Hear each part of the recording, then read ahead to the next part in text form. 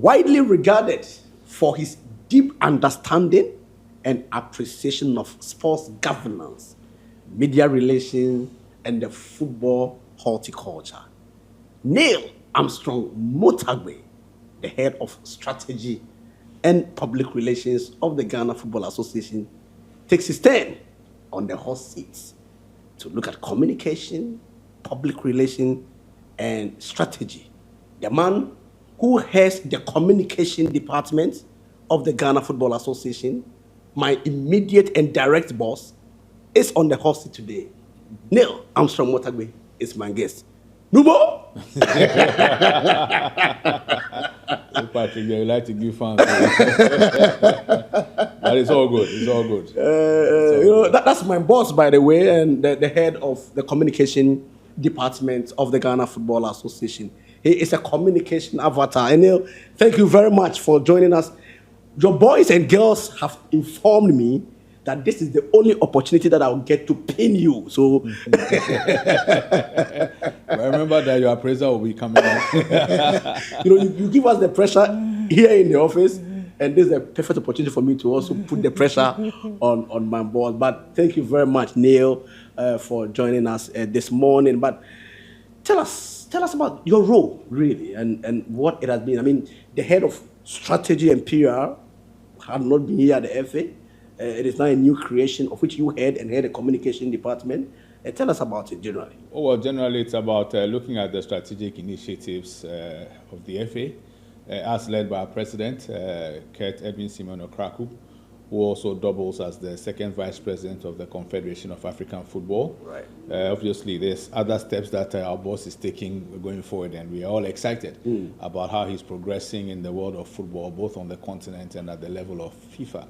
So back to the role of the one who oversees strategy. It's to look at the strategic initiatives of the FA, and then more like a monitoring and evaluation element in there, where whatever it is that we've done as far as strategy is concerned, to see what impact it's making, where are we doing things well, where could we do things better, and then escalate the findings to the president, who will then discuss with EXCO on how we could improve those various strategic initiatives. So that's the strategy side. The other part of strategy is we have a plan that we are working towards as an FA. There are strategic objectives. Question to keep asking is how well are we meeting those objectives? So it's really tracking what we are doing to ensure that whatever it is that we promised our people at Congress and the wider football public, we are being able to measure up to it. Where we are not measuring up to it, we look at what measures do we need to put in place to ensure that we measure up to the objectives that we set, and indeed to the expectations of the Ghanaian people or the Ghanaian football populace. On the public relations side, it's heavily a stakeholder management function. It includes the communications, which you're speaking about, but it's also about the various stakeholder groups that football serves. You talk about our fans, our clubs, the members of parliament or the House of Parliament, the government. I might not be sitting in all the engagements, but around those engagements, there's advice that goes into the content of what is discussed. When the discussions go on, we monitor how well they are received by the various stakeholders, and then put in place communication elements that address the needs that we pick up from those stakeholder engagements. And so those are the two elements or the two legs of the role that I play over here at the Ghana Football Association. Well, it's been 2 years since you took this mantle. Yes, 2 solid years. 2 solid years since you took this mantle.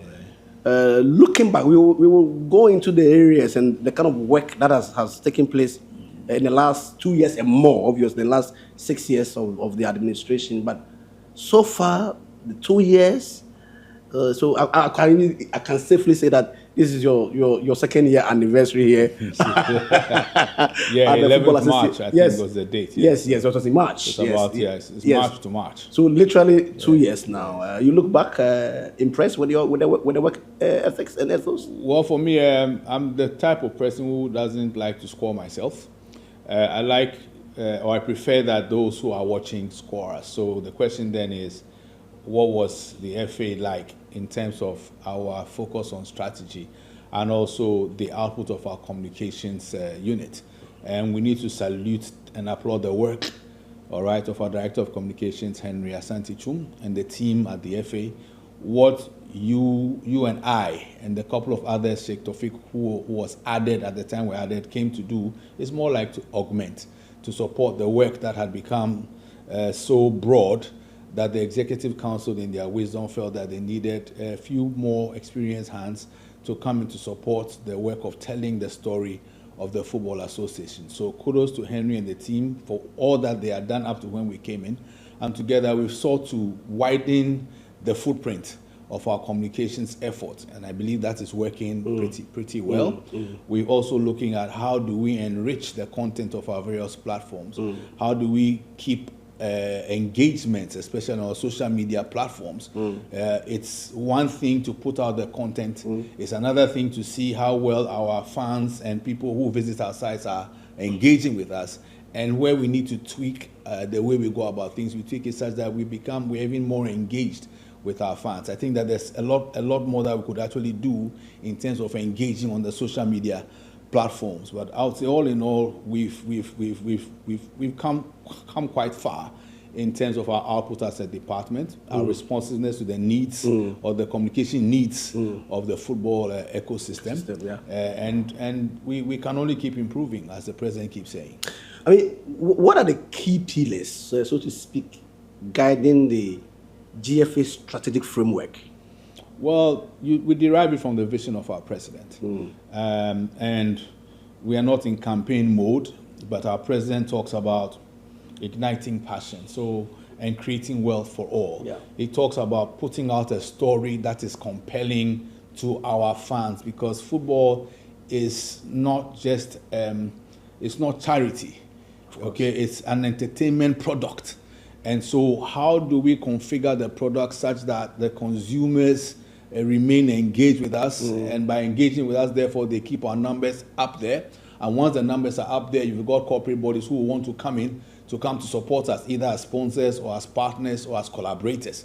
And so the key pillar is derived from the vision. And the vision has been clear that President Kurt wants to situate Ghana as the football powerhouse that the talent that we are endowed with by the Creator, all right, should be. There have been times where we've not performed that well at the international stage, but it's a process that we are going through. So once we pick that vision from President, we then put building blocks that say, for every product of the FA, these things must be in place. There's a certain planning ahead of the products being executed, and then whilst the product is in session, let's give ourselves an example of the Ghana Premier League. There's a build-up to the league, and then whilst the league is going on, content continues being generated, and not just reports on matches. I mean, again, salute the work of Mohamed Shaban in terms of the statistics. He's been doing some brilliant job. Brilliant. All right, job. And the graphics persons and kudos to Shaban, you earn your masters in in public relations, media management. Media management. I think it's media management. Yes. Kudos to my colleague Mohamed Shaban. You are doing well, my brother. You are doing well. You know, so when you put out that kind of content, which we also see being done in the leagues that we are learning from, it tells us that we are building a certain image, we are building a brand that is attractive. Sometimes people actually go to our website just to look at the statistics. How well is who doing? We also have a lot of, we are very proactive with the communication that goes on. And in putting out content, we are mindful of what it is that will be attractive to our key stakeholders, as in the fans. Yes. I mean, the program on which we are is an innovation, again, of the department, driven by the vision of the president. You know, and it's something that he has wanted us to do for a long time, and it's good that we are in that process. That speaks to what I mean by we derive our pillar from what the president and the EXCO, all right, have put in place. And their whole focus is telling our story in a way that gives the context that we want to put out to our various stakeholders. And then when it is that we get feedback from the stakeholders, it helps us to refine the product. So if the statistics are becoming boring, we'll get the feedback. How do we jazz them up a bit? How do we make it a bit nicer, a bit more appealing to our fans? Neil Armstrong-Mortagbe is the head of strategy and public relations and the boss of the communication department of the Ghana Football Association. He's my guest this morning. Neil, I mean, how do you balance transparency with the sensitive nature of our football, sensitive information, and at the same time, we need to be very transparent to the Ghanaian people. And the fact that this communication department is under your belly, how do you balance the transparency with sensitive information? Well, it's really about the context in which you put out the information. And the fact of the matter is that I derive a lot of inspiration from something that Mr. E.M. Commodore Mensah of Accra Hearts of Oak, he was then board chairman at the club. I believe I was the supporters leader at the time. He said, in Ghana, anukwale ne dwama ayue, that is the truth, which when spoken publicly would bring a state down. Yeah. It's not spoken publicly.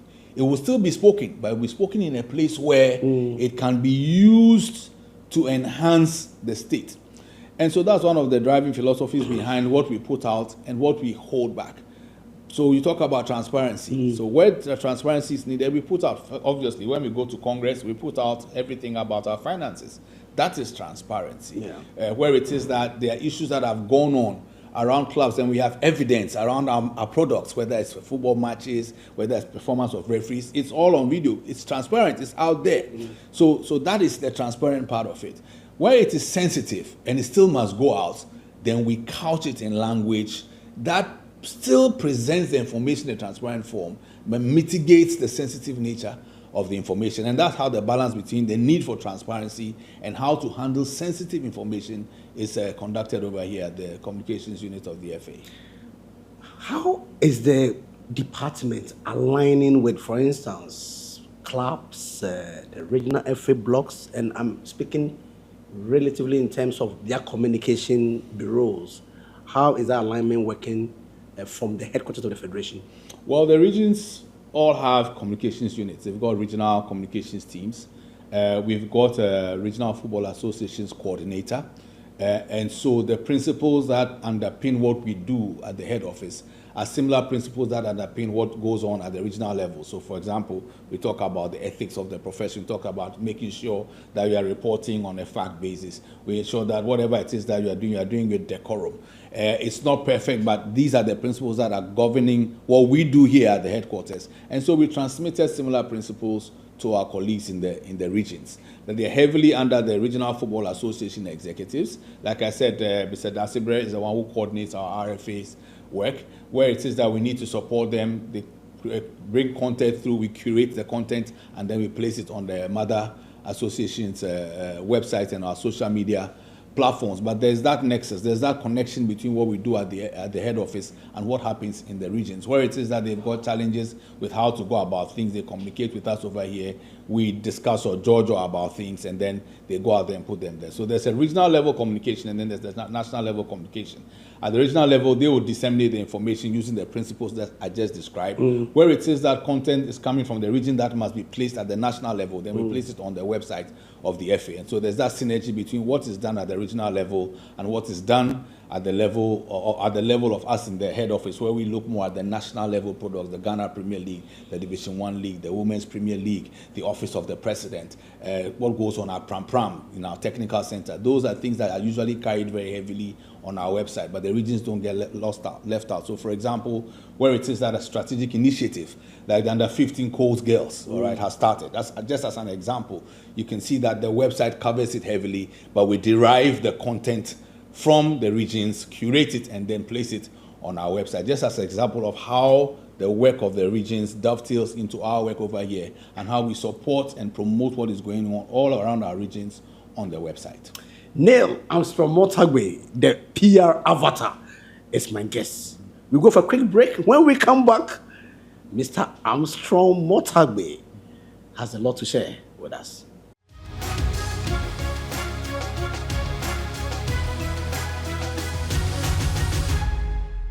Welcome back. This morning, I've been speaking to Mr. Neil Armstrong-Mortagbe, Head of Strategy and PR, and the boss of the communication department of the Football Association. And welcome back, Neil. Look, we will talk about the strategies and how you see Ghana football in the long term within a certain structure. But let's deal with social media. the new media. It's a new wave. How has your outfit, ensured that they also benefit and use that system to propagate the news and of the Football Association? Well, like you rightly said, Patrick, new media is with us. And you even see that traditional media, as in television, radio, and even print now, even online media portals where you'd normally be consuming text, have also designed their own small TV units, and they are broadcasting content through television or audiovisual. And so it's the same approach that we at the FA take. I mean, obviously the work started, like I said earlier on, with our brother Henry and Bossman and the others who have worked strongly on it. Absolutely. And so we've got our social media platforms or carrying the news about the FA. When you look at the traffic, you'll find that, especially when it says that the Black Stars are in camp, you have high traffic to our Facebook page, to our YouTube channel, to our Twitter account, to our now it's called X, isn't it? Yeah, X. To our X account, to our Instagram account. So we are using all these in an integrated communications approach to ensure that for different types of consumers, there's content that appeals to them. So let me break it down. So for those who are the website consuming types, you'll find that there's much more text because they want to read more. For those who are they just want to see pictures, then they'll go to their Instagrams. For those who want quick updates, they'll go to the X account. For those who want slightly extended footage, they'll go to either the YouTube account or the Facebook account. So there is curated content on all these platforms for our different types of consumers. Football is a product that's consumed by virtually every demographic. You can't say this is consumed by only age 35 to age 45. Even the little kid, without any disrespect to that 6-year-old in primary school, can come onto the GFA social media platforms and find content that appeals to him or her. It goes all the way up to the nonagenarians, the 90 years old. They will still be able to go on a Facebook, for example, or a YouTube and see what's going on there. If they can't even say, they look at it, so they're looking at it, and it's just because we created the content for different demographics. I like the tree, Yeah, the tree. I like the accent. Yeah, the tree is very, very interesting. Because I come from far away. I actually love it anytime I hear you speak tree, and sometimes like what is this? What is this man saying? What are you saying? I'm trying. I think when it comes to language, I might even speak Fanti a bit better than Tree. Yes. Because the Fanti, when I speak, I think it's a little better. But it's more refined. Yeah, more sexier. It's sexier. My marketing director in Unilever said the sexier the better. Yeah, the sexier the better. Whoever is watching, whatever I want to interpret it as, it's up to you. Absolutely. But to the pure, Patrick, all things shall remain pure. They shall remain pure. Absolutely. Yeah, so that's about the way we are utilizing social media. Great. And again, these were in place before we joined. It's just an augmentation of what was, and then a careful monitoring, and then heavier engagement. Those are the things that we're looking to do more with when it comes to our social media utilization. The Ghana Premier League has evolved. Are you impressed with the level of visibility? One, I mean, we had a major breakthrough with Adisa Productions and other broadcast holders coming on board. But what is your view of the evolution of the Premier League for this year and the years ahead? Well, like you use the word evolution. So cast your mind back to a couple of years ago, we did have some challenge with the visibility because of the contract with Star Times lapsing. Then Adisa Productions Limited comes in. We've got a joint venture running with Adisa, the Ghana Premiership Football Limited. And so that collaboration has elevated the visibility levels of our Ghana Premier League. And in elevating the level of visibility, obviously, it's attracting more eyeballs. It's giving prospective corporate collaborators a sense of what they could get if they associate or affiliate with the brand, the Ghana Premier League. I did say earlier in this conversation that from the perspective of a teacher, in as much as self-evaluation is great, I would typically do self-evaluation as an introspective activity rather than a public activity, and then throw it back to our publics and say, so how do they see or compare what we are doing today or seeing today versus what we're seeing a couple of years ago, even some years before a couple of years ago, because there's a basis for comparison. That basis for comparison will be how were Star Times doing. All right, the intervening space of time was not as optimal as we expected it to be. How are Adesa Productions Limited in partnership with the FA also doing?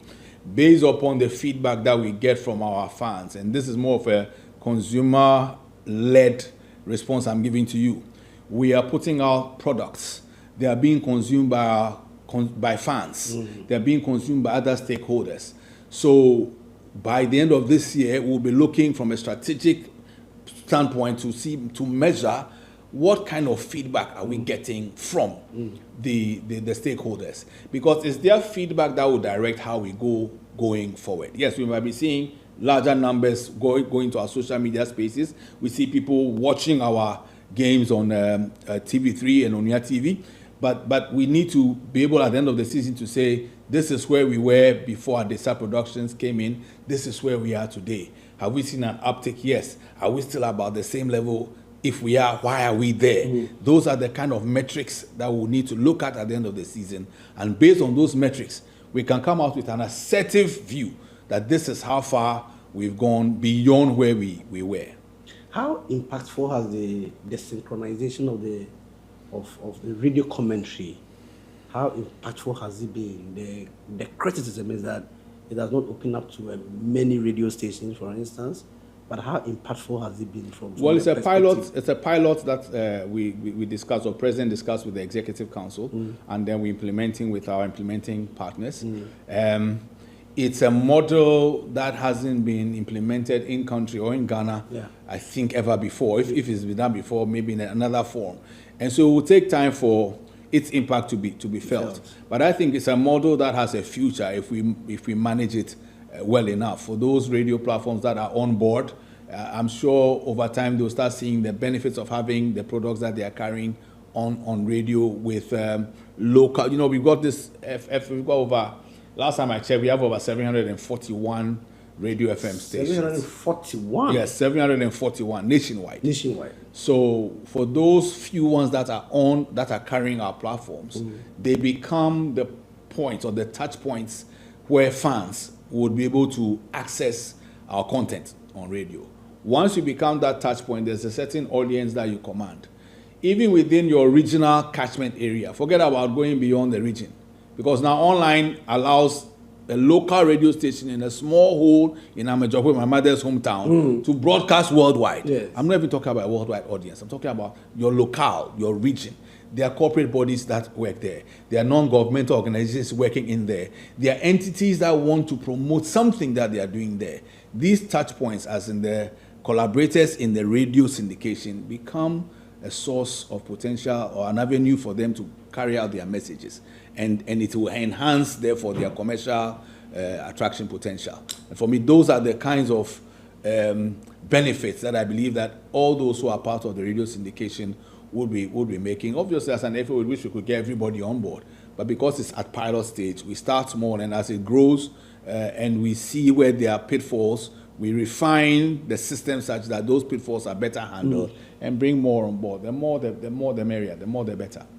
Mr. Mortagbe, how is branding and storytelling so crucial in promoting the domestic competition? Absolutely critical. Absolutely critical. Branding and storytelling, two of my favorite topics. From when I studied postgraduate marketing to becoming a PR. I hope that you're going to venture us into lecture, the lecture hall now. I will try not to get into lecturing mode and be more practical about it, having worked in clubs and having worked at the level of FIFA. Absolutely. As an instructor in the same marketing and branding. Absolutely. So branding is absolutely critical in the sense that every single entity working or with which we work in football has a unique identity. And branding might seem like a big word to a lot of, but branding is simply put, how you project your source of uniqueness. If I want to put simple, how unique is Patrick? How unique is Neil? How unique is House of Folk? How unique is Kotoko? How unique is Vision, Dreams FC, Young Apostles, Bichim United, Brekum Chelsea, Mediama? Yeah, you have to say Mediama. How unique are all these clubs? All these clubs. Adriana and all these clubs. Having identified our source of uniqueness, how do we tell our story? How do we put out the information about us that makes us attractive? Yeah. That's the connection between the branding and telling your story. And if you don't tell your story, who is going to tell your story for you? So whether it's a club or it's an individual footballer or an individual actor in football, and by actor I'm talking about referees, about coaches, about administrators, whether it's about us as a football association, how unique is the Ghana Football Association among the community of football federations, the 211, all right, that are affiliated to FIFA? How unique are we? And having identified our source of uniqueness, how do we project that source of uniqueness? You project it through color. So, time was where, and this might be a bit controversial, but I have conversations, like conversations in pubs with friends. You go to an old school gathering. Why did you people change the color from red to yellow? And then somebody will start talking about many years ago a concept called color of the day. Patrick, I don't know whether I remember this color of the day context. It's a funny thing, but it taps into a portion of psychology around football. And at FIFA headquarters, we would call it psychological operations. So what am I saying? We were wearing white as our first color, yes, and then red as our second color. Yes. Then we moved to maintaining white, all right, but also we're now wearing what? Yellow. Enter the yellow, and some are saying it appears that our fortunes have elevated. and coming back to yellow, I mean, I get a lot of messages and calls, and when I meet friends at social gatherings, they tell me all the time that there's some spirits in the yellow. I don't know where that spirit comes from, but they will tell you that the chemicals are in the yellow. The chemicals. For those watching, go and investigate chemicals and how it applies. Chemicals in football. I mean, when you say this is not science, please, Ghanaians, this is not science. Chemicals in football. Football chemicals. For the football people, they understand. So please Google chemicals in football. We are the yellow jersey is saturated with a lot of chemicals in football. That is what people believe, or that's what people say and tell me all the time. But so Patrick, it comes back to the whole thing about the branding, yes, and then telling the story. So when it is that you understand the psychology of your key stakeholders, and for us in football, one of our biggest and key stakeholder groups is the fans. The products that we produce is the fans. Important, yeah. So when it is that people say over the years, we were wearing a white jersey with a black star on the back. Obviously, there's been some evolution. Absolutely. So we still have the white. But there were times when we wore yellow and it looked like there was an uptick in the energies. Yes. So you tap into the energies of the fans and say, okay, wait a minute.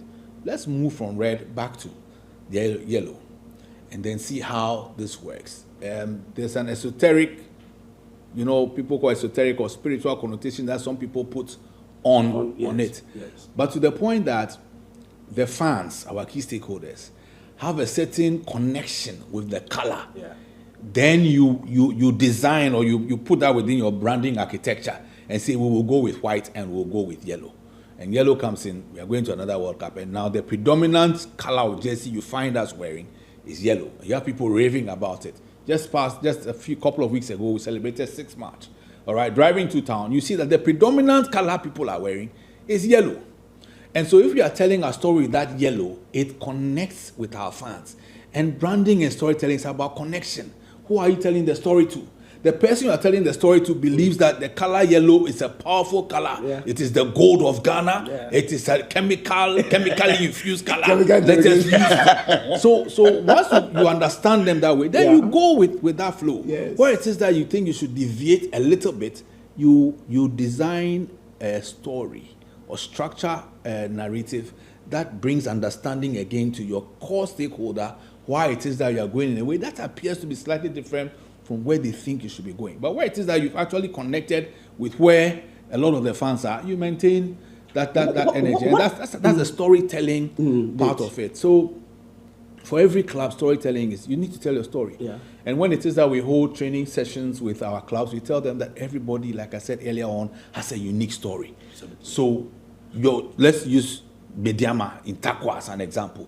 There's a story. Even the formation of the club is a story. It is. That story goes into the point where a club as young as Bediama, all right, gets to play in the CAF Champions League. It's a story. Yeah. Not every club in Ghana has had the privilege to play in the Champions League. So those become elements of the Mediama story. Yeah.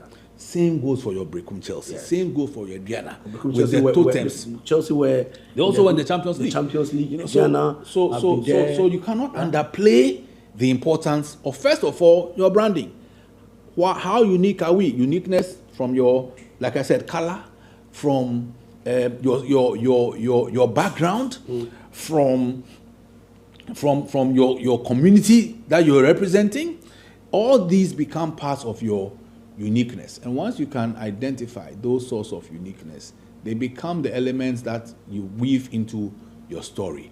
And you tell your story. And you tell your story at levels where it can be easily assimilated by your target audiences. For any club that looks at a certain regional block as its base, your core audience is your region before you even go nationwide. Some of those clubs will be talking to their natives who are living abroad. See how Aduana is projecting, all right, Doma.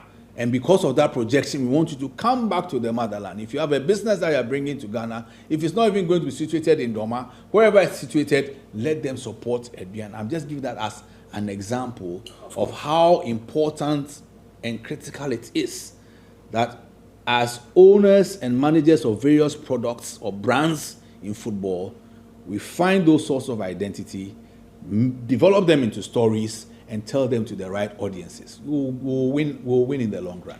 How is your outfit, the communication department, liaising particularly with the external media, the bigger media spectrum? Do you have favorites? The criticism, as I hear, is that the FA deals with certain media houses and they do not deal with certain media. First of all, is that the case? And if it is not, how is the relationship with our external publics, particularly and in specific reference to our media friends in the radio, TV, online? How is the synergy between the communication department of the Football Association and our external media partners? I'll say there's a fairly good synergy. I mentioned earlier on that you've got over 700 stations. Obviously, you cannot deal with all of them. And so when I hear that criticism, I said it could be fair to some extent because you can't deal with everybody at the same level. It's just not practically possible. So the ways that from a strategic communication standpoint we have sought to and continue to seek to bridge that kind of gap with some portions of the media is to have editors forums. Right. Yeah. So it's a conversation we're having with the Mr. President and the Executive Council, where periodically that editors forum brings together everybody.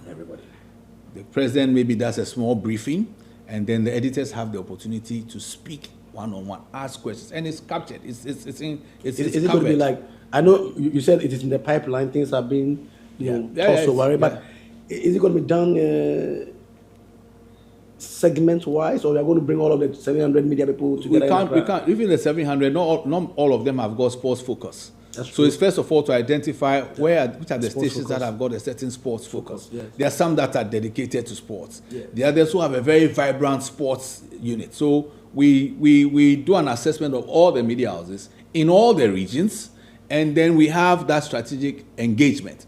So when it is that and it doesn't have to be in person, because thankfully the world has the digital space has become so constricted that we can actually sit here in Accra and have these editors forums with various editor groups, groups of editors in the various regions. Bringing all of them together, those selected together, will be impracticable because you can't have the kind of depth of engagement that you want to have. So we will segment them. If it's Western region today, we are doing Western region. Either in person or online, it's still Western region. And across the nation, we do those kinds of fora. Then everybody feels that they've gotten a bit a little bite of the football My media association. friends, we will want physical meetings. Yeah, but the world is evolving, you know. Yeah, we know, Yeah, but yeah. when we do only online, sometimes we want to meet, socialize, fraternize, break bread, have conversations. Yeah, did you say break bread and share communion? And share communion. Break bread, share communion. I mean, to the extent So that I think that when yourself and the Mr. President and the ESCO are looking at it, I will plead that you focus more on the in-person, the in-person, the physicalities where we can break bread and do some communion. Very important. I mean, it's a fair point. And knowing the style of our president and the members of the executive council, and to the extent that football is a contact game. Absolutely. It's a game of engagement. So you wish that you could, as much as possible, have that physical engagement. And mind you, it's not every engagement that the president will be there. Absolutely. There could be a particular member of the EXCO also being part of it. So it's to create that kind of platform and environment where everybody feels a part of the conversation. They feel they've been given the space to also say the things that they want to say to us. Yeah. The board members who are the ESCO members. Oh yeah, that's what I said. It's EXCO, yeah. So, Vice President, President may not be in members, town, but hey, Mr. Marcado is vice, takes charge.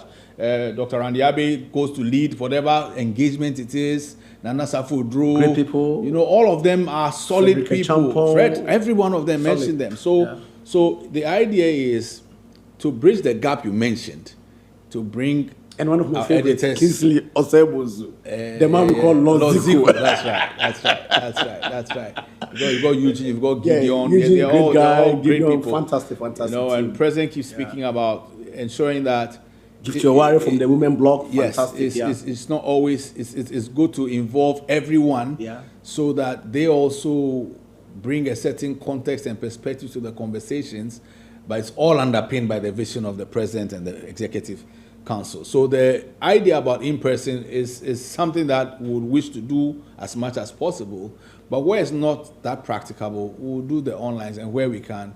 So it's more like a hybrid, a blend of the onlines and the in-person engagements. But we are football people. We like to engage. Of course. And so where it is possible, we'll definitely do the physical engagement. Armstrong-Mortagbe, the head of strategy and PR here at the Ghana Football Association, is my guest. When we are going for a quick break, when we come back, we will delve into the national team, especially, our Black Stars and stakeholder engagement, all from the perspective of the Communication Bureau of the Football Association. We'll be right back.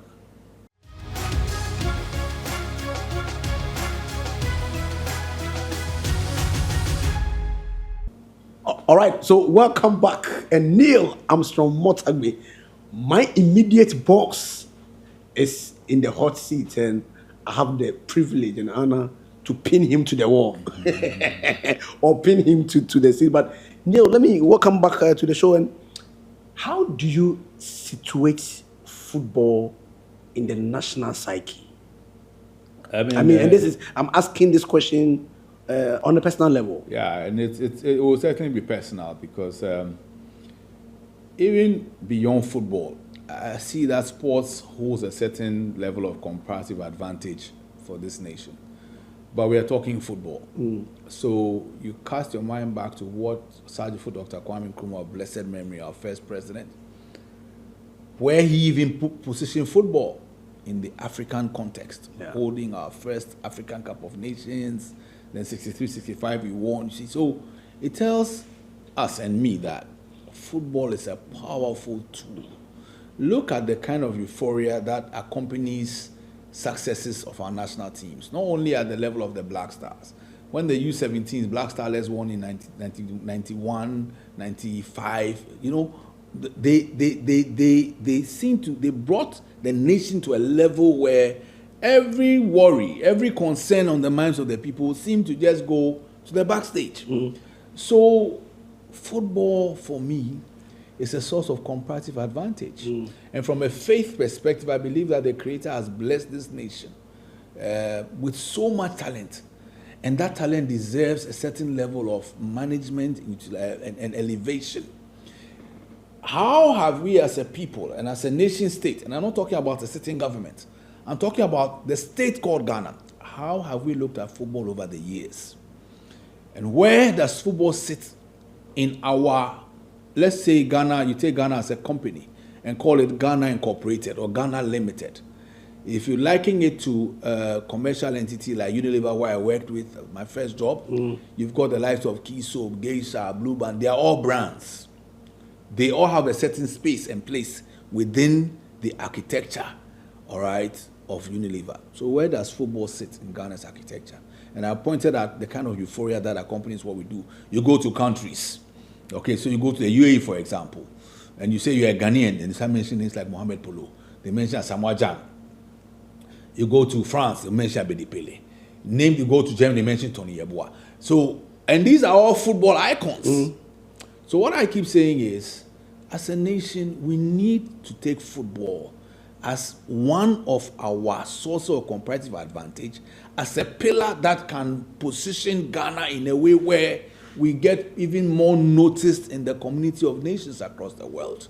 That is why I believe football sits, or should sit, in the national psyche. And move it from, so for some it's a pastime, for some it's just entertainment. But it's massive business. Look at the kind of businesses that our footballers, national footballers, some retired, are investing in this country. Mention examples: the real estate, the manufacturing concerns, the setting up of even other sporting entities, other football entities that are bringing in young ones, nurturing them, and moving them to economies where they repatriate money back to this country and contribute to our foreign direct, the remittances balance that we talk about.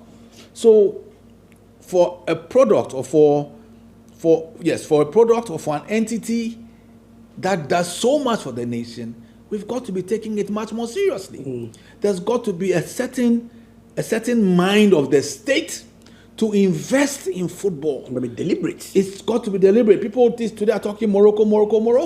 Morocco didn't just happen overnight. It was a conscious decision taken by the king that they would want to dominate world football, not only African football. So it's no wonder to me that the investment went all the way to the semi-finals of the World Cup, becoming the first African nation to qualify for that World Cup. We may not even have invested that much, and we're just one penalty kick away from setting that record before Morocco came and set it. Yeah. But I'm saying that when you go to the King Fahd V complex in Morocco, it is not FIFA money per se. It is a decision of the state that we want to invest in infrastructure that helps us to build a certain strength as a football nation and overpower not only Africa, but overpower also. But I think we need to make that point quite clear, that the level of infrastructure that we see in Morocco, it is state-driven. It is state. The point has to be made. That point will have to be made that what we see in Morocco has got nothing to do with FIFA's subventions. It's got everything to do with the king of Morocco and the state of Morocco taking a deliberate plan and policy to expand and put down the level of infrastructure that they have. And I think that point will have to be well made. Yes, and that's where the point I'm making is, if Ghana sees football the way I think Ghanaians should see football, and the way Morocco have decided that football will be a source of comparative advantage, there will be a lot more investment going there.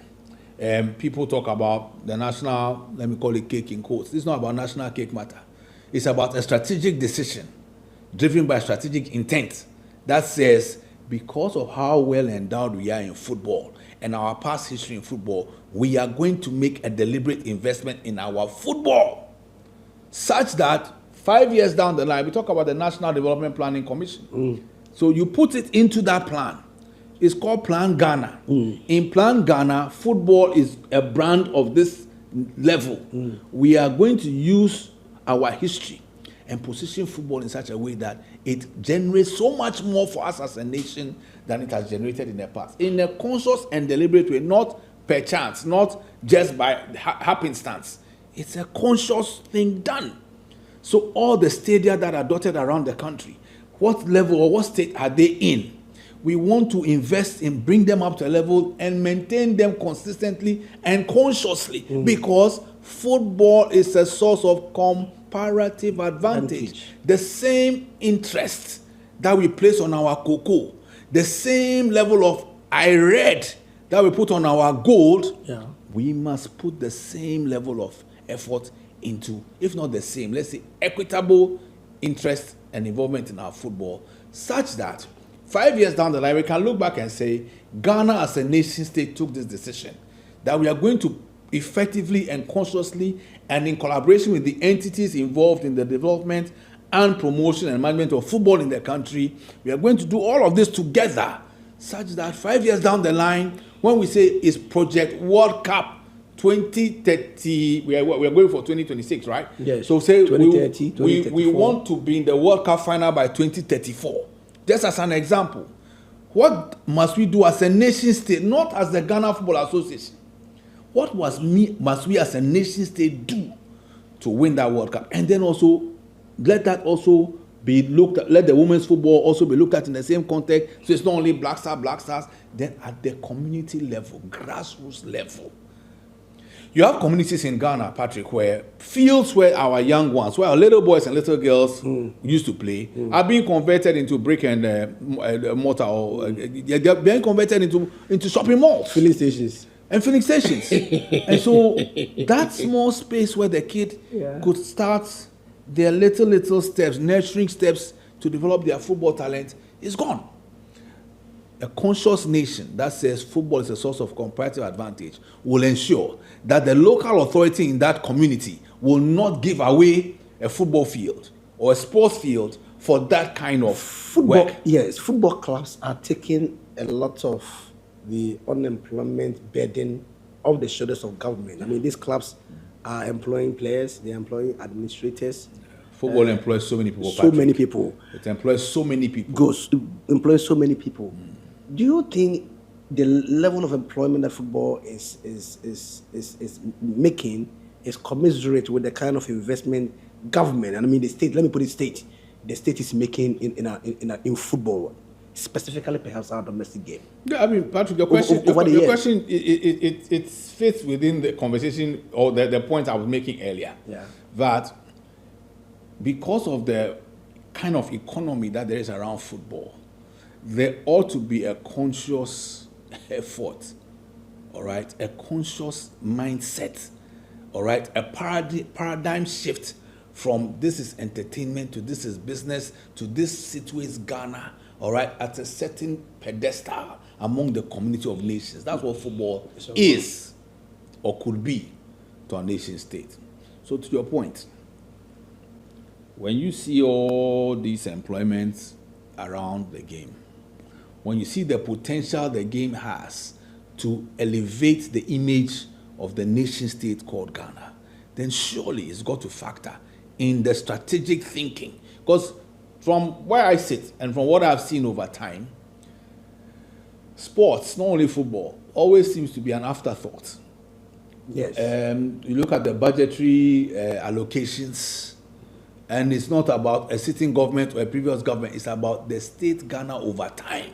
I think that sitting here talking about it, I have a study idea, a research idea, to go and see over the years, how have we invested in our game and what output have we gotten? And then juxtapose that against the kind of economy that we could have around our football. But the general point that I'm making is, we as a nation state must say that this is what football has been to us. This is what football is to us today. This is what football could be to us as a nation state going forward. And because of what football could be, we are going to invest so much. So that when we talk about the investment, it's not only about FIFA's subvention to the Football Association, it's about nation state Ghana saying we are taking this resource and applying it to football, because in 5-10 years down the line, we expect that every community will have a decent football field that helps that football talent to develop. That football talent that can become an Abedi Pele in the future, an Asajan in the future, a Stephen Appiah in the future. Name them. We have too many. Mohamed Polo, Abdul Razak. Go back into generations. Those icons become touch points, all right, for commercial leveraging. And the commercial leveraging brings back resource or money into our economy. It brings back jobs into the economy. I talked about factories. I talked about real estate. All these are employing through what? Somebody's two legs that have been developed from the grassroots. Of course. So the conscious investment is at the grassroots level. Because when that is conscious and strong and resources pumped there, and you have football fields, good fields, not fields where in 2-3 days, if you put down a what do you call it, artificial surface, in two to 3 months down the line, then you are seeing gravels and that. No, not those kind of fields. No, it talks about the consciousness. Patrick, that's why I keep talking conscious. We must invest consciously in quality infrastructure that helps our young ones to develop. And beyond infrastructure, quality personnel, the level of coaching. Because yes, there's one thing to do the hard stuff, but there's also the soft stuff. Okay, when we didn't even have those infrastructure, we had a setting Accra to folk playing on Sakura Park at Lotteries Park. That team went and won the Africa Cup. Yeah, I remember when I was a very little boy out at Independence Avenue. You know, we used to go to the house park. And that was without grass. Yeah. I remember I was there as a very young media person who was also affiliated to House of Folk avidly. There was an interview that was being conducted by Supersport, or an international network at the time. And they were asking the question, how is it that a club with training on this pitch could win an Africa? So it tells you that we've got so much. You know, the talent was developed on that kind of infrastructure and went all the way to becoming the 8th best nation, or the 8th best club in the world. CNN, February 2001. I remember it vividly. Like today. Like it was yesterday. I can see the Football Spirit coming. So when you have that kind of perspective and say, even without all that we are describing, we could do that, then imagine what we could do with more than that. Yeah. Right? And one can commend the persons and the entities, members of parliament, corporate bodies, who have seen and deemed it fit to develop infrastructure across the length and breadth of our country. All I'm saying is, with that idea in mind, and with the observations I've made about some of the infrastructure developed, let us take a small back step and say, we have this idea, yes, but we should execute it in a way where it can stand the test of time, and posterity will not come and look on some of our artificial pitches and say, these were just tokens put there to please the people. Time should vindicate us in such a way that all the fields created would look like they were created to develop the talent and not just to take somebody's box of things to do. That's what I'm saying. And it comes from a consciousness in execution. As a former supporters leader, as a former managing director of a big club like House of Folk in the past, you have been privy and experienced a lot of pressures that come with a non-performance, that come with, I mean, we've come under maroon of attacks and barrage of criticism, especially when things are not going well. How is the communication department, of which you head, navigating, the various narratives around the Black Stars, especially during pressure tournaments? I mean, we were in La Côte d'Ivoire, it didn't work out. We failed to qualify for the AFCON. I mean, during those periods, I want to understand what goes into the minds, the hearts of the people who navigate. It's an interesting and a brilliant question. It is not an easy time. Yeah. Not for only the members of the communications department, for everyone who works in football. Yeah. When our national teams don't perform, and especially when the Black Stars does not perform. There are some who have made the point that so much focus is on the Black Stars. And I said for very good reason. Yeah. It is the performance or non-performance of the Black Stars that evokes the highest emotions among Ghanaians. When the team performs and everybody's like on a high and everybody wants to associate. I talked about the yellow jersey phenomenon of 6th March. They say rep your nation, and people are wearing the Black Stars jersey. They're not wearing anything else. It's the Black Stars jersey. When they say rep the nation, they're wearing the Black Stars jersey. It should tell you how deep the love is, very deep, and the passion is, of course, for the national team. And therefore, when the national team doesn't perform to the expectation of the people, it is perfectly understandable that there will be anger. And before you continue, I remember when we qualified for the World Cup, a very good friend of mine who is a bank manager at one of our banks called me and said, "Hey, Patrick, you are like, if you are not qualified for this World Cup, like we're going to mobilize people to come to that office and take everybody from that office." So we had a light note conversation on that, but it tells you about how people are passionate about the Black Stars, our national teams, and if is it that we don't perform or to the expectation, we are always caught in the crossfire. So the question you asked, Patrick, was how do you navigate? How do you navigate it in terms of the communication? Yes. So there are different ways that you navigate or we navigate. Yes. There are some points where you actually remain silent. It's called the spiral of silence. Yes, it's part of the strategic communications. When the heat is so much, when the anger of the people is so high against you, it is coming at you like a tsunami. If you stand in the way of a tsunami, like a torpedo, you'll be subsumed. Yeah, you'll be swamped by the tsunami. Yes. So in that point, what do you do? Keep quiet. Keep quiet. Yeah.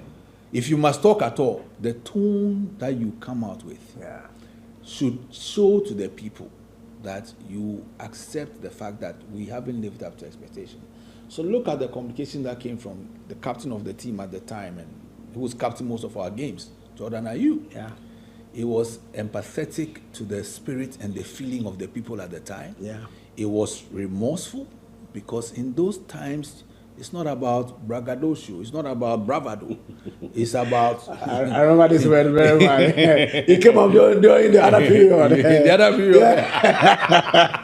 Another day. Yeah, we all remember braggadocio. So you see, so in those moments, navigating the communication space, this is the kind of posture that you take. Because people are in pain. And when most of us communicating on behalf of the FA went into the public space at the time, it was to first of all empathize, all right, and then show the remorse, and not show remorse for remorse sake, but because you yourself, you are feeling the pain. We are Ghanaians, Patrick. Yeah. We feel the pain. Of so course. we are not just communicating because we are communications people. We are Ghanaians first We of are all. Ghanaians first and foremost. When President Kett speaks about his pain, he's first and foremost a Ghanaian. He knows, and we all know, the kind of amount of work that is being put in to the work. So when the results don't show, we are all at pain. And so when we communicate the pain of the people, and the pain that we also feel, and the hope at the time, and the prayer, and the belief that this is not Ghana. And to prove to Ghanaians and ourselves that this is not Ghana, everything that can be done above the surface of the earth, on the surface of the earth, beneath the surface of the earth, chemicals to bring Ghana back to where we ought to be, had to be done. And we communicated that to the people of Ghana. Yeah. And by the good grace of God, and through the efforts of our president, the executive council, all those associated with the work at the level of the Black Stars, and importantly, the players and the technical team of the Black Stars, we qualified for our 5th World Cup. And the expectation is that we'll go this time around, all right, and elevate beyond Qatar 2022 to a level where we go and show forth the power of the Ghanaian game. That is how you navigate difficult times around our national teams. We'll be winding down our conversation this morning, and like I did indicate earlier on, I am having an exclusive interview with the head of strategy and public relations here at the Ghana Football Association, the erudite Neil Armstrong-Mortagbe. Neil, the presidents and the executive council have been very, very, very heavy on communication. I mean, if you look at the rapid improvement, the communication department and all that, is the communication department of the FA telling the story of football enough? I'll say yes, we are telling the story of football enough, but obviously there's always room for improvement. And I did say earlier that it's for those who observe to really gauge. So within the context of what the expectations of the Executive Council are, there's a lot of work that we are doing. There's still so much that is expected of us. You know, in Legon, and Legon Hall have a quote. That quote is in Latin. That Latin quote is qui mutum datum. To whom much is given, Much expected. much is expected. And so President Kerr tells the story. And Emmanuel Osei, our head of audiovisual, also tell the story, or begin the story, that when he took over, when our president took over as president of the FA, where was GFA Communications? I think 1 or 2, maybe maximum 3 people with a website, maybe social media that wasn't so vibrant. So a lot of investment has gone into communications. Yeah. So if so much has been invested in this communications unit of the FA, surely so much is expected. Of course. And that is why I situate the expectations of our president and the Executive Council, that we've put in so much, and therefore we expect so much. We expect so much in terms of our storytelling. We expect so much in terms of our responsiveness to the needs of football. And those needs are not only head office needs. Those needs are, yes, head office needs, but those needs are the needs of the products of the FA, the Ghana Premier League, the Division 1 League, the Women's Premier League, the Women's Division 1 League, the regional leagues. All these are products of Ghana Football Association. And it's our duty as the communications unit and department to tell the stories.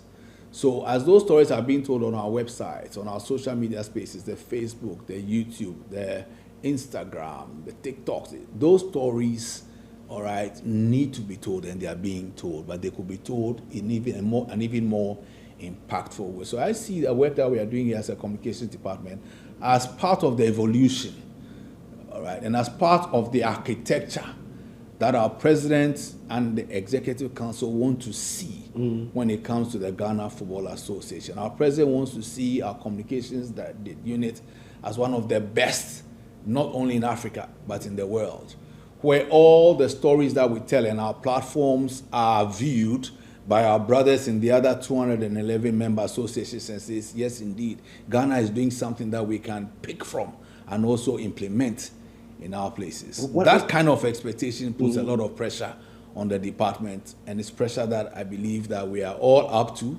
We are delivering to some extent, and we continue to deliver to higher extents to satisfy the various publics that we communicate with. And I'm limited to Africa. When I travel within the African zone, I get a lot of positive reviews about the kind of work that the communication department is doing, and where they think that the other MAs in Africa must emulate. And I get excited anytime I'm being told in the face that the GFA communication is really top and is really doing well. And I always say that this is the handiwork of the president in particular and the Executive Council in general. Does that put pressure on this team, and is there more room for improvement, so to speak, relative to how we communicate with our external public? Well, pressure comes with every communications unit, especially in sports, carries a lot of pressure because everybody wants our story to be told.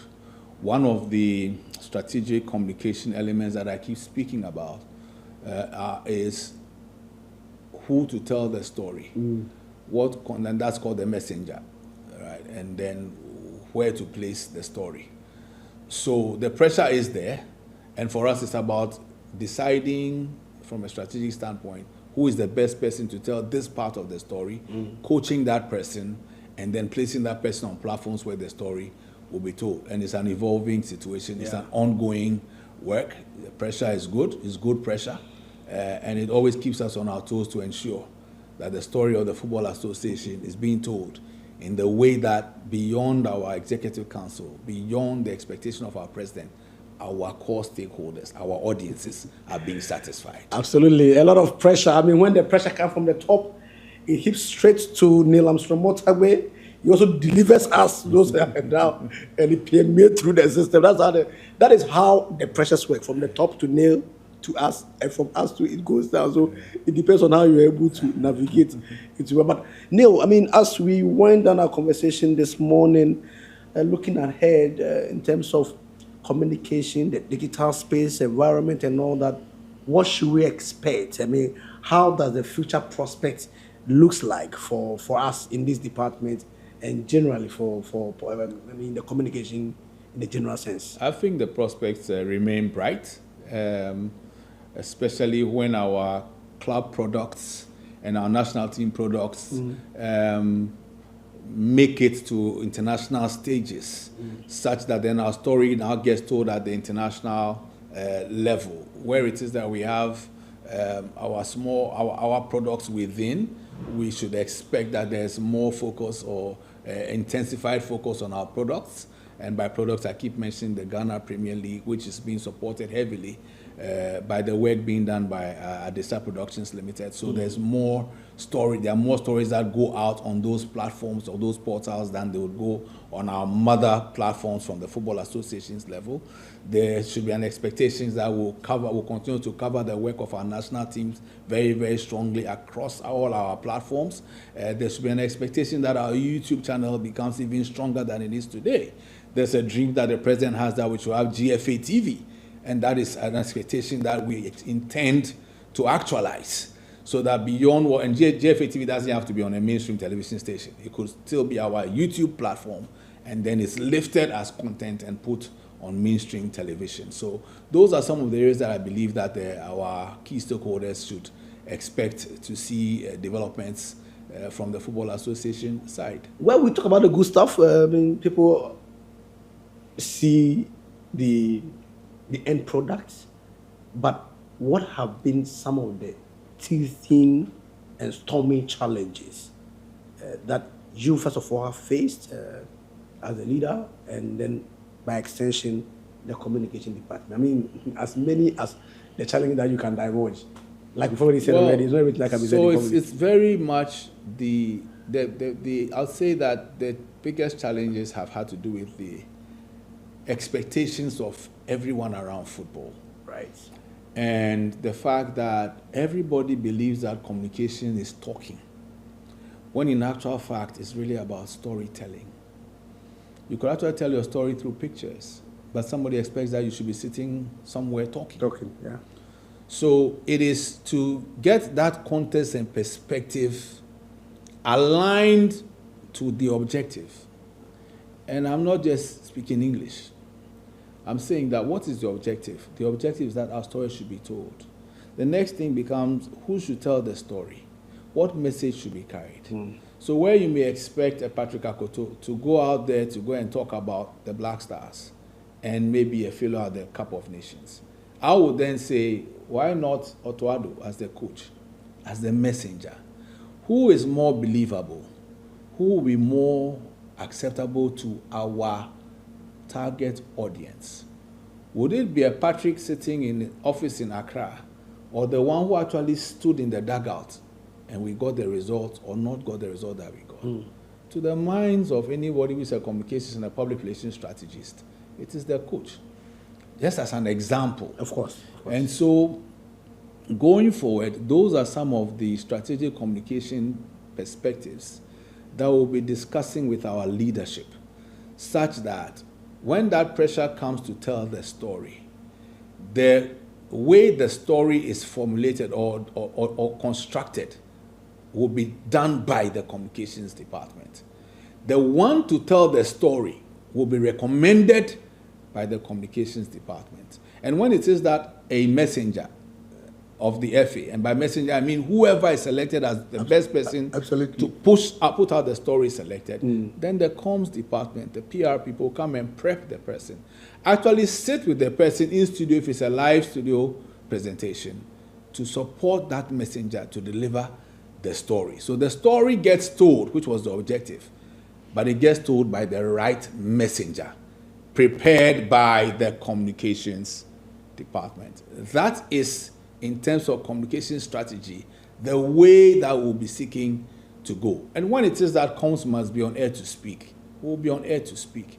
But where we believe that the message to be put out there will be best delivered by a specific messenger, we'll discuss with our leaders and put out the right messenger to put out the story there. Two quick questions, and then we wrap up this morning. One, And I want to take the two at a go because we want to wrap up this morning. One, since you are here, I will have to ask you, our major event now is the World Cup coming up.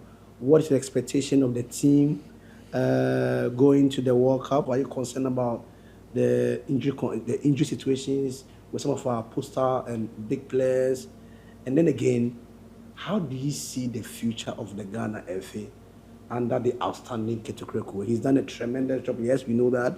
But how do you see this FA under the able leadership of the outstanding Ketukreko in the years ahead? It comes back to my earlier context about measuring yourself, yes. And measuring yourself whether privately or publicly. So you spoke, your first question was about expectations of the team. I expect the team to go out there and represent Ghana. To put out performances that will make Ghanaians feel proud of them. That's my expectation. However far it takes us, we would be happy, or I would be happy, to see a team that applies itself industriously, a team that puts blood and sweat out there, and Ghanaians say, look, these boys are killing themselves for the nation.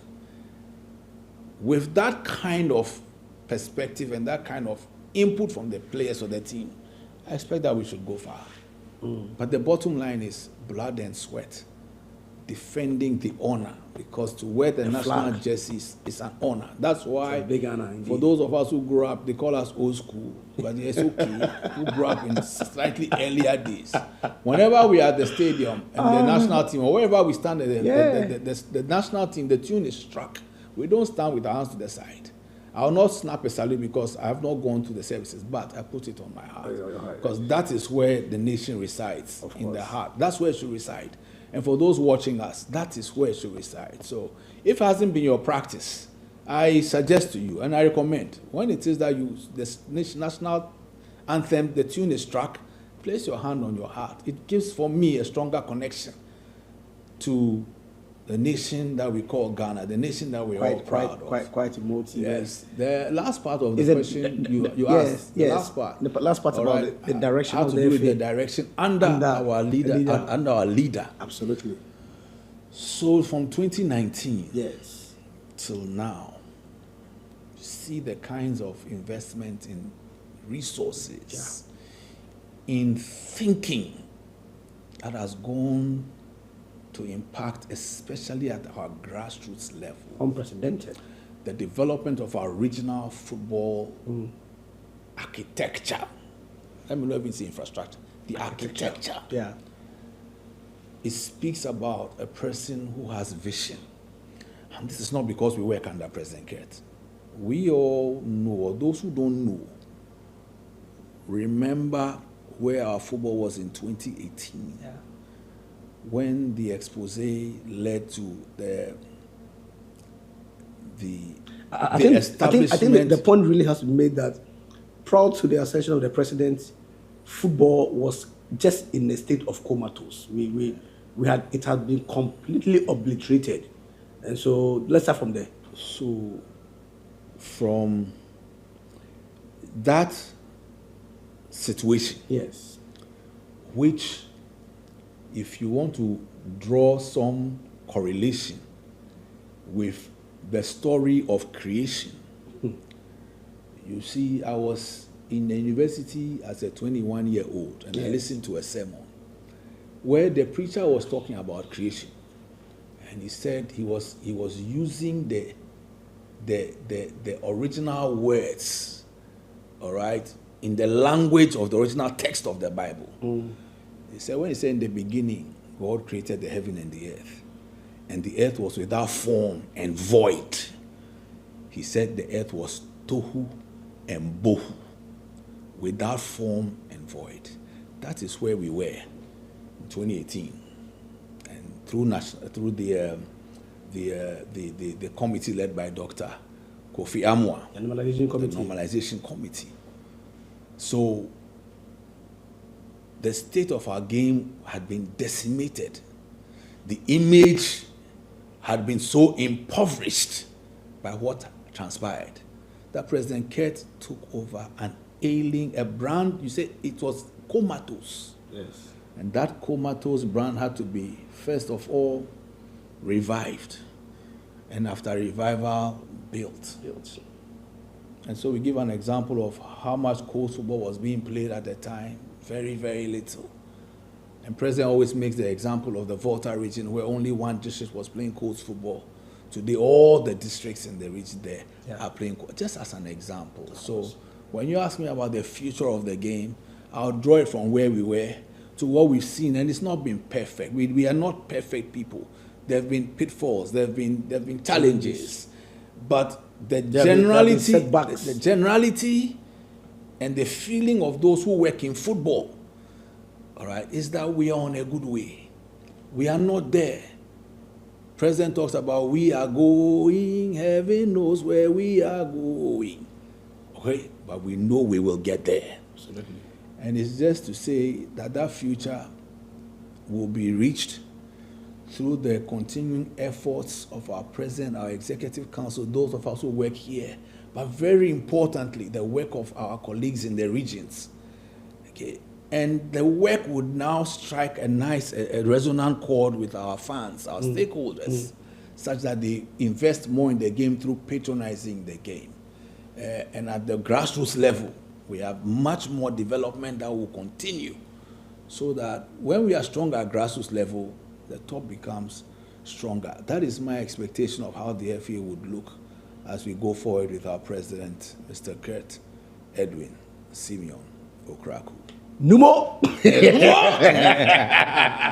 It's always a delight to be speaking with you. The Kabudo has landed. So this is where we wrap up for this morning. It's been quite engaging, very insightful, very educative and informative as well. Speaking exclusively to the erudite Neil Armstrong-Mortagbe. I mean, he is a communication avatar, the head of strategy and PR, and the boss of the communication department of the Ghana Football Association. It's been a great morning today, and we will continue to speak to principal actors who made the game thick and fast. My name is Patrick Akoto. On behalf of the executive producer, Yimanat Osei, and the team, it's a wrap.